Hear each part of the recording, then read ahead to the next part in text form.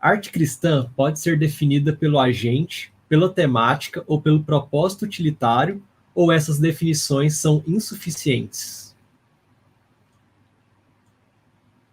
Muito boa pergunta. A gente volta justamente naquela parte do Servet que eu falei, não é? No qual ele comenta e critica esse... Na época, talvez, ele estava escrevendo isso na década de 60. Já creio que já existiu o termo evangelical, né? Nós estamos usando também hoje como evangelical, para designar, né, um segmento social / teológico do mundo americano. Mas ele critica justamente isso. Eu vou até aqui traduzir rapidamente uma parte que eu acho bem irônica, bem interessante para a gente começar a pensar isso. Ele fala o seguinte, olha, você não consegue a arte cristã simplesmente por ter cristãos criando, fazendo, não é? Praticando-a. Uma vez que os cristãos são também inconsistentes. É como ou é semelhante à importante diferença entre cristãos que fazem filosofia e o ensino de uma filosofia cristã, não é? Essa questão que a própria filosofia, o pensamento reformacional vai pensar, não é? Uma coisa é um cristão fazendo biologia, outra coisa é fazer uma biologia cristã, que também é diferente da resposta fundamentalista, né? A resposta fundamentalista, aquela que o Roy Clauser vai dizer, vai definir que o fundamentalista ele exige da Bíblia respostas que a própria Bíblia não se propõe a dar. Ou, se quisermos reformular em outra definição do próprio Clauser, não é? O fundamentalismo é aquela tentativa de ver a Bíblia como se fosse uma enciclopédia, né, que teria respostas pontuais, diretas para todos os elementos, para toda a existência humana, né? Eu sei que é um tema espinhoso isso, mas é interessante a gente pensar que a perspectiva reformacional ela nos livra dos dois pontos, né? Tanto a resposta fundamentalista, que às vezes leva o sujeito a crer, por exemplo, em coisas que, infelizmente, são absurdas, né? Por exemplo, dinossauros na Arca de Noé, né? Você vai pegar um texto de um fundamentalista, vai propor isso. Mas também nos livra de elementos, vamos colocar assim, mais próprios, né, de uma nova teologia, que crê que é possível desvencilhar totalmente, não é, a fé cristã da própria atividade filosófica, ou atividade científica, ou atividade artística. Então, eu creio que a perspectiva, a filosofia, o pensamento reformacional nos dá aí uma terceira via bem interessante. Então, ele continua. Tomar a matéria, o conteúdo bíblico, como objeto primário para a objetivização, ou objetificação, ou reificação simbólica, também não garante um produto de arte cristã. E aí ele fala, por exemplo, uma coisa bem interessante, que ele tinha um amigo que trabalhava, até então tinha, né, o código Hays, eu imagino, que era o código de censura de Hollywood, e esse amigo trabalhava nisso, ele comenta que várias vezes chegavam lá livros e filmes principalmente, né, código Hays é mais cinema, roteiros ou filmes que, por exemplo, tinha um personagem que praticou fornicação ou que cometeu assassinato e depois aquilo o atinge de maneira espiritual, ele se vê arrependido, confrontando todas as dificuldades, todas as aporias, todas as desgraças que aquilo pode trazer ao espírito e à alma humanos, eles censuravam, diziam, não pode ter porque aqui tem fornicação, tem uma cena de assassinato, mesmo que aquilo implicasse posteriormente uma redenção para o personagem.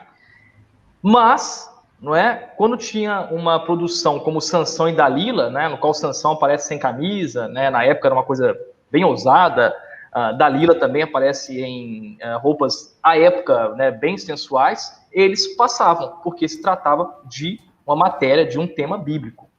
Então, assim, se a gente fosse responder diretamente, claro que não, né? A matéria bíblica, você simplesmente pegar uma história bíblica e transpor para, como ele diz aqui, uma expressão, uma objetificação simbólica, não faz aquilo bíblico. Nem também o agente ser cristão faz aquilo bíblico, né? Ele, antes de dar uma resposta, ele vai fazer um grande périplo, uma grande jornada também pela arte que ele chama arte católico-romana, não é? Na qual eu acho que ele é um pouco injusto, né? Porque ele vai dizer que a arte católica ela serve exclusivamente para o templo, ou seja, uma arte subsidiada e submissa à igreja. Mas eu não acho que seja bem assim, eu acho que é um exagero. Talvez pela própria formação dele, ele cita inclusive, né, a América do Sul, países ibéricos e África, não sei. Mas eu lembro, países ibéricos e África do Sul como exemplo disso, no qual nós temos catedrais, igrejas barrocas, que são monumentos de arte, monumentos artísticos, monumentos estéticos, cuja funcionalidade primordial é servir a igreja. No Brasil isso é básico, né? Você vai em Salvador, ou na minha terra, Minas Gerais, nas cidades históricas, você vai ver igrejas barrocas, igrejas maravilhosas, né? Que corroboram o argumento do Searfeldt. Mas eu disse que eu acho um pouco injusto. Depois disso, ele vai tentar dar essa resposta que eu já adiantei antes, não é? A própria visão reformacional, né, vai se desvencilhar desses dois aspectos, né? Não é só porque você vai propor um tema bíblico que aquilo vai se tornar automaticamente cristão. E nem também o fato, né, que muitos dos nossos evangelicais creem hoje em dia, né? O sujeito simplesmente se tornou cristão, se diz cristão, né, e automaticamente tudo que ele produz tem que ser admirado ou consumido acriticamente. Mais uma vez, a resposta não é fácil. Eu creio que muita gente ainda não entendeu isso. Daí algumas acusações bem débeis, eu acho, bem fracas, né, de um suposto existencialismo em Doiver. Não sei se o Dutti já ouviu essa crítica, né? Quando ele transporta a questão para o coração humano, né, como fonte de todas as coisas, o pessoal acaba dizendo que o Doiver é um pouco existencialista. Mas eu não creio que seja. Eu creio que, mais uma vez, o que torna, se a gente pode dizer assim, uma arte cristã é uma arte, de fato, que procede de um coração tocado pelos próprios poderes da palavra de Deus, né? Porque no Doiver tem uma diferença. Quando a gente fala, por exemplo, dos motivos básicos, essa é outra confusão também que eu acho que tem que ser desfeita. Quando falamos dos motivos básicos, criação, queda e redenção, não estamos falando de doutrinas, não é? Embora existam sim as doutrinas da criação, as doutrinas da queda, a doutrina da redenção. Mas quando Doiver fala dos motivos básicos da criação, ou melhor, o motivo básico, né? Porque é só um, o motivo básico da criação, queda e redenção, ele está falando de um poder, por assim dizer, aquilo que chama de dinamis, né, no grego, de um poder que age no coração, né, no centro supratemporal do ser humano. Então, eu creio que uma arte cristã é uma arte que realmente deixa-se penetrar e é produzida, né, pelo coração humano, né, evidentemente, produzida, procede do coração humano, como tudo mais, mas um coração humano radicalmente modificado, né, pelo motivo básico da criação, queda e redenção. Ou, simplificando, o motivo básico bíblico, como o Doiver dizia. Claro que também existem outros elementos que a gente tem que levar em conta, não é? Esse também é outro ponto que a gente tem que desfazer, cujas confusões temos que desfazer, por quê? Uma coisa que eu posso dizer aqui, que é até um pouco controversa, o que o Doiver propõe no seu pensamento, né, e vocês bem sabem que o Huckmacher está buscando no Doiver isso, toda a fundamentação filosófica do Huckmacher é doiverdiana. O que o Doiver está propondo, claro, é um programa espiritual, mas também acadêmico. Tanto que você pode ser um não cristão e aceitar a ontologia não reducionista do Doiver. Nada impede que você aceite a ontologia não reducionista do Doiver. Você não precisa ser um cristão para aceitar vários elementos da filosofia do Doiver. Tanto que quando ele fala, a filosofia cosmonômica é uma filosofia do diálogo. Ele diz isso de maneira bem clara e incisiva, por exemplo, nesse livro que nós acabamos de traduzir, que é a Filosofia Cristã e o Sentido da História, do Doiver. Ele diz que a filosofia cosmonômica, ou que nós depois, posteriormente, chamamos de reformacional, a filosofia cosmonômica, ela está integrada ao universo acadêmico, né, ao mundo dos filósofos. Senão ela deixaria de ser filosofia, pura e simplesmente. e ela visa o diálogo. Ela não visa acusação, ela não visa, vamos colocar assim, a apologia pura e simples, apologética, combativa, ofensiva ou polêmica, como muitos aí propõem. Ela propõe um diálogo. Então, não estou dizendo que é possível fazer uma arte cristã não sendo cristão, não é isso que eu estou dizendo. Mas eu quero dizer que você vê na própria cultura, nas próprias dinâmicas culturais, estou até com o livro do Robert Knudsen aqui, é o Roots and Branches, você conhece, né, Dutch? Sim, no sim. Qual o primeiro artigo chama justamente o calvinismo como força cultural, não é? Aquilo também que o Rushduni chamava de disciplina cultural. Você vê em outros momentos da história humana em que a influência pública do cristianismo era mais forte, você vê uma apreensão e uma expressão muito maior de símbolos, imagens, temáticas bíblicas, né? Hoje em dia, por exemplo, muito da crítica cultural, da crítica literária, da crítica artística, se perde ou não tem um poder tão grande de penetração em várias obras de arte, justamente porque desconhece muito desses elementos da Bíblia, da teologia e tudo mais, né? Por exemplo, você vê traduções, às vezes, de boas editoras competentes, mas traduções, por exemplo, em inglês a gente fala, né, Holy Ghost seria, não é, o Espírito Santo. Você vê lá o fantasma sagrado, né, o santo fantasma. Ou seja, não é deficiência visível do básico, né, de uma teologia cristã, é deficiência visível, né, do básico de uma simbólica, de uma dogmática, de elementos culturais mesmo provenientes do cristianismo.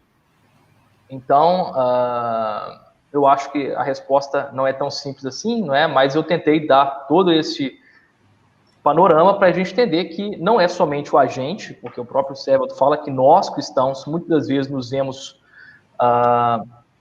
pegos em armadilhas, em pressupostos falsos, em pressupostos não bíblicos. Também não é a matéria, porque se fosse assim, né, nós reduziríamos toda a arte simplesmente à arte sacra. Mesmo assim, uma parcela muito reduzida, porque grande parte da atual arte sacra não necessariamente é baseada em passagens bíblicas, não é? Por exemplo, você vai falar da tentação de Santo Antão. Santo Antão não está na Bíblia, não é um pai da igreja, mas as pinturas que representam as tentações ou a tentação de Santo Antão são consideradas arte sacra. E também, como eu disse, é preciso levar em conta que, embora a arte cristã ela seja produzida por meio desse poder, desse dinamis, dessa força motriz que procede de Deus, né, ou do motivo básico bíblico, evidentemente que ela se expressa através de algumas normas e elementos, né, que são, sim, necessários. Né? A gente sabe disso aí, que vocês estudaram aí, quando trataram de Doiver e outros mais, da questão de leis e normas, né? As normas a partir de certa modalidade, né? Modalidade lógica, analítica, você pode ter normas, porque elas podem ser infringidas. A lei não pode ser infringida, né, sem que isso tenha de imediato, né, alguma sanção, ou mesmo não é possível, né? Você não pode anular a lei da gravidade, né? As leis físicas, pelo menos aqui na Terra, né, não são violáveis. É claro que ao fazer essa obra de arte, você tem uma série de normas, não é? Você tem que seguir. Normas, como eu disse, eu prefiro pensar aqui também na norma absoluta, né? Na absoluta aqui no sentido de suprema ou superior, que é o próprio amor, no sentido agostiniano. Você fazer a obra de arte, né, buscando, né, primeiramente a glória de Deus, mas pensando também no próximo, né, como objeto do seu amor. Né? O próprio N.T. Wright escreveu naquela revista católica, né, First Things, Primeiras Coisas, se não me engano foi em dezembro do ano passado, um artigo muito bom, se chama... Agora eu esqueci, mas eu acho que é Amar como entendimento como amor, algo assim. Eu vou depois procurar e posso mandar para vocês. No qual ele fala que é impossível você entender algo sem amar algo, né? Inclusive na própria virada epistemológica, que agora estuda as virtudes epistemológicas, a questão da honestidade, a questão né, da sinceridade perante a exposição dos fatos e tudo mais, nessa virada epistemológica, é preciso pensar isso também, não é? É impossível você estudar algo sem ter uma mínima abertura da alma para aquele algo, né? Seja o que for. Se você não amar, de fato, aquilo que você estuda, se você não tiver uma abertura de alma, uma compreensão mais elevada daquilo, você vai terminar, não é, distorcendo ou mesmo destruindo o seu próprio objeto de estudo. Então é legal pensar a partir dessa maneira aí, do amor como uma das normas, né, da criação artística.